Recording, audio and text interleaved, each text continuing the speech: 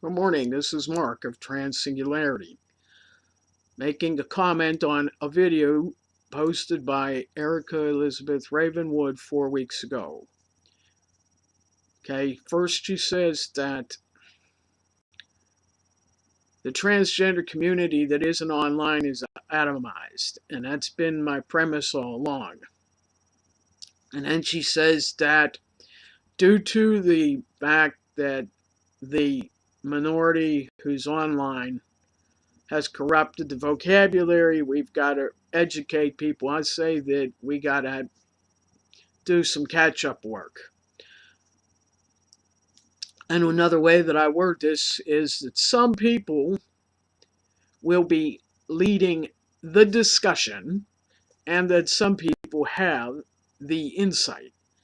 The latter, the ones with the insight, wait till they're sure they know what they're talking about before they speak. The former, the ones leading the discussion, only need to see their microphone light come on, that is, an eager crowd waiting to start holding forth anxiously.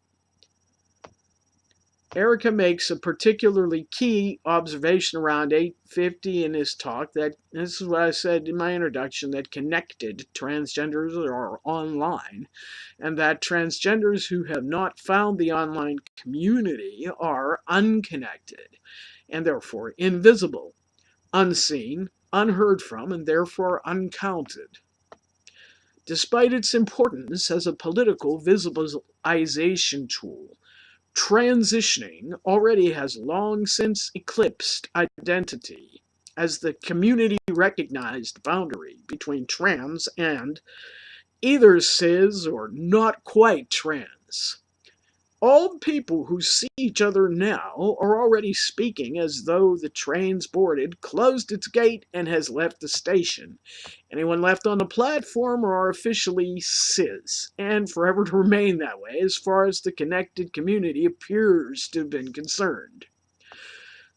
If even now there still is any way of reversing this, it still would take a focused effort specifically directed at trans people who are still in the population sectors who have not sought to start accounts on social media, which is the only way to have an interchange with the only real trans community, which is still online. People who have not discovered an intercommunicating trans community still have no way of knowing there even were one. And the illusion this prompts, namely that transgender is so rare, that the idea that for one to experience being one presents a choice between thinking either that what one is were so rare as to have been socially irrelevant, or that one somehow might have been mistaken in one's thinking. What were the odds that one actually would have been anything, quote, that rare, unquote?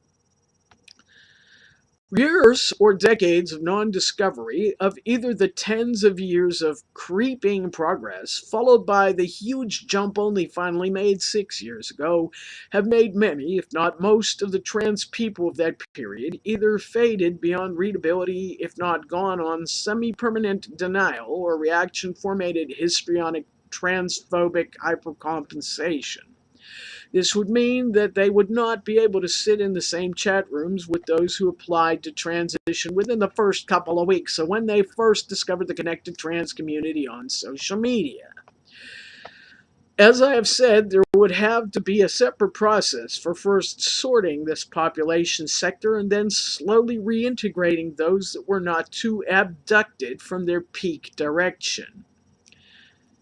Once this were done, it would both greatly increase the size of the transgender population that could be recognized, both for accommodation by WPATH standards of care, and for voting, and for just everybody else saying, getting a listen up, not all trans people look like the target sex.